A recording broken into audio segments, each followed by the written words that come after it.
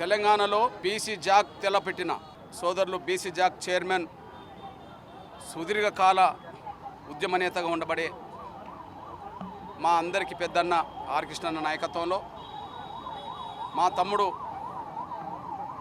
కో చైర్మన్గా ఉండబడే మరో తమ్ముడు శ్రీనివాస్ గౌడ్ నేతృత్వంలో సురేష్ రాజారాం మొత్తం బీసీ సంఘాల నేతృత్వంలో జాక్ ఏర్పడి న్యాయమైన ఆకాంక్షల కోసం 42% రిజర్వేషన్ల అమలు కోసం వచ్చే అడ్డంకులను తొలగించడం కోసం రేపు తలపెట్టిన తెలంగాణ బంద్ను శాంతియుతంగా సంపూర్ణంగా జయప్రదమయ్యేలాగు ఎస్సీ ఎస్టీ సంఘాలు ప్రజలు పూర్తిగా భాగస్వామ్యం కావాలని చెప్పి ఎంఆర్పిఎస్ పిలుపునిస్తుంది. ముఖ్యంగా మొన్నటి హైకోర్టు స్టే ఇవ్వకముందే సుప్రీంకోర్టులో ఇలాంటి అడ్డంకి ఎదురుకాకముందే నా బీసీ సమాజం 42% రిజర్వేషన్లు అమలు సాధన కోసం చేసే ప్రతి ప్రయత్నంలో మనం ఎస్సీ ఎస్టీ సంఘాలుగా మద్దతుదారులుగా మిగిలిపోకుండా మన బలహీన వర్గాల సమాజంతో మమేకమే విధంగా ప్రతి ప్రయత్నంలో భాగస్వామ్యం మనం అందించాల్సిన బాధ్యత ఉన్నదని చెప్పి ముందే మేము నిర్ణయం తీసుకోవడం జరిగింది.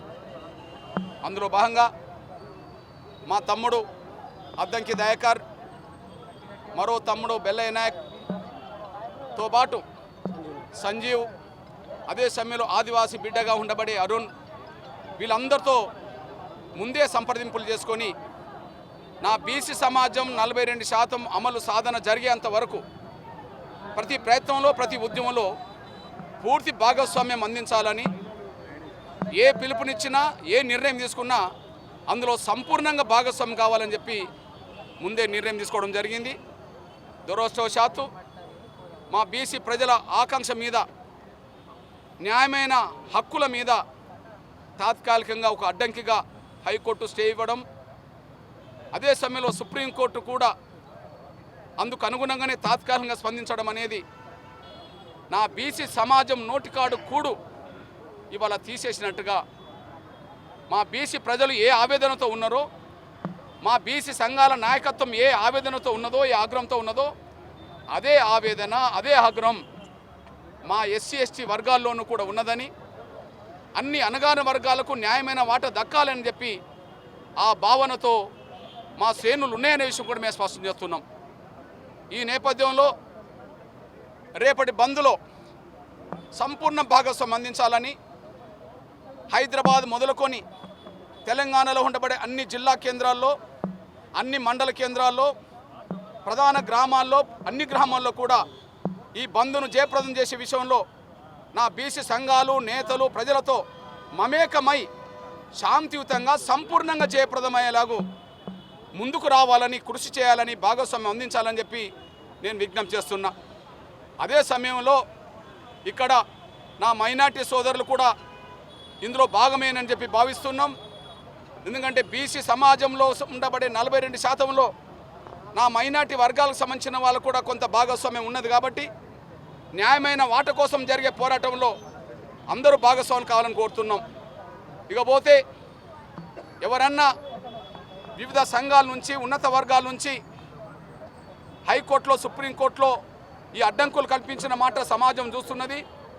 ఇది ఎస్సీ ఎస్టీ బీసీలు, ఉన్నత వర్గాల మధ్యలో ఇది ఒక ఘర్షణ వాతావరణం రాకుండా ఎస్సీ ఎస్టీ బీసీలు ఒక తాటి మీద ఉంటాయి. ఎందుకంటే ఎస్సీ ఎస్టీలు జనాభా దామాష ప్రకారం రిజర్వేషన్లు పొందుతున్నారు. నా బీసీ సమాజానికి కూడా అదే స్థాయిలో అందాలని చెప్పి మనస్ఫూర్తిగా మేము కోరుకుంటాం.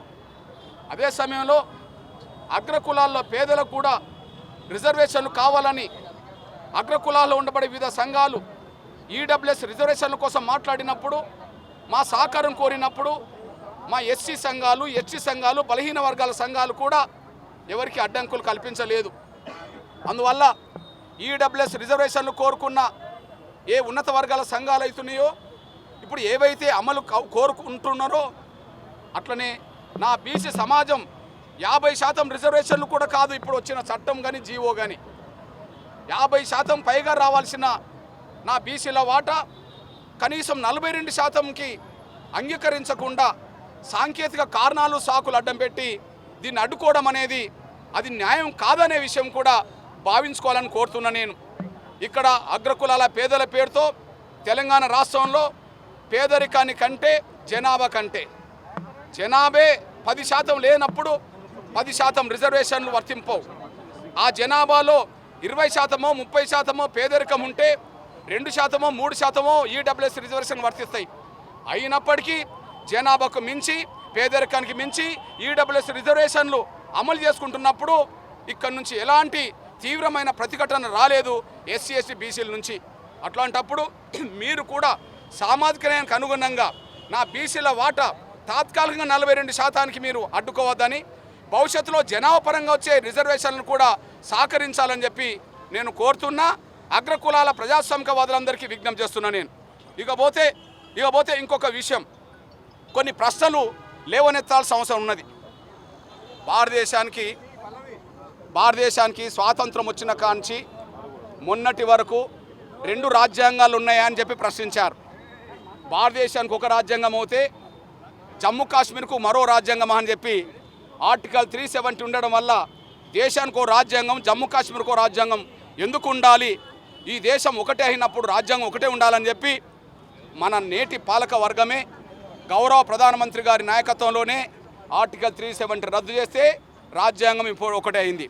దేశం ఒకటే, రాజ్యాంగం ఒకటే అయినప్పుడు రాజ్యాంగం 2 రకాలు ఉండద్దు, రాష్ట్రానికి ఒకటి దేశానికి ఒకటి ఉండద్దు అని చెప్పి ఆర్టికల్ 370 రద్దు చేయడం జరిగింది. ఇప్పుడు రాజ్యాంగం ఒకటే అయినప్పుడు రిజర్వేషన్ పాలసీలు ఒక రకంగానే ఉండాలని మేము కోరుతున్నాం. రాజ్యాంగంలో వచ్చిన చట్టాలు తీర్పులు కూడా రాష్ట్రానికి ఒక తీరుగా ఉండకూడదని చెప్పి మేము భావిస్తున్నాం, మేము విజ్ఞప్తి చేస్తున్నాం. ఇక్కడ మేము స్పష్టంగా చెప్పదలుచుకున్నది ఏంటంటే, ఇక్కడ ఈడబ్ల్యూఎస్ రిజర్వేషన్లు అమలు జరుగుతున్నప్పుడే 50% ఎప్పుడో మించిపోయింది. ఈ తెలంగాణలో 50% ఎప్పుడో మించిపోయింది. ఈడబ్ల్యూఎస్ రిజర్వేషన్లు ఇవ్వడం వల్లనే 50% మించినప్పుడు ఇప్పుడు బీసీలకు 50% రిజర్వేషన్లు పెంచడం కరెక్ట్ కాదని అనడం అనేది, 50% పరిమితం అని చెప్పడం అనేది అది న్యాయం కాదనే విషయం మేము భావిస్తున్నాం. ఇక రెండోది, ఇక్కడ బీసీల విషయంకి వచ్చినా కూడా రాష్ట్రానికి ఒక న్యాయం ఉండద్దని చెప్పి మేము భావిస్తున్నాం. తమిళనాడుకు ఒక న్యాయము, తెలంగాణకు ఒక మరో న్యాయం ఉండద్దని చెప్పి, తమిళనాడుకు ఏ న్యాయం అయితే వర్తిస్తుందో తెలంగాణకు బీసీల విషయంలో అదే న్యాయం వర్తించాలని చెప్పి మేము కోరుతున్నాం. తెలంగాణ రాష్ట్రంలో 50% కాదు 42%కి కూడా అడ్డుపడుతున్నప్పుడు తమిళనాడు రాష్ట్రంలో 50% రిజర్వేషన్లు బీసీలకు ఉన్నాయి. అదే సమయంలో 19% రిజర్వేషన్లు ఎస్సీలకు ఉన్నాయి. అక్కడ 69% రిజర్వేషన్లు అమలు జరుగుతున్నాయి. అక్కడ 69% రిజర్వేషన్లకు న్యాయ వ్యవస్థ ఆమోద ముద్ర వేసినప్పుడు పార్లమెంటు కూడా 9th షెడ్యూల్లో చేర్చినప్పుడు అక్కడ రాష్ట్రంలో తీసుకున్న నిర్ణయాన్ని పార్లమెంటు సుప్రీంకోర్టు సమర్థించినప్పుడు మరి ఇక్కడ 50% రిజర్వేషన్లు కాకుండా 42% రిజర్వేషన్లను ఆమోదింపజేయడానికి, రాజ్యాంగ సవరణ తీసుకురావడానికి, అదే సమయంలో 9th షెడ్యూల్లో చేర్చడానికి, తమిళనాడు లాగానే కాపాడడానికి వచ్చే అడ్డంకి ఏమున్నదని చెప్పి మేము భావిస్తున్నాం.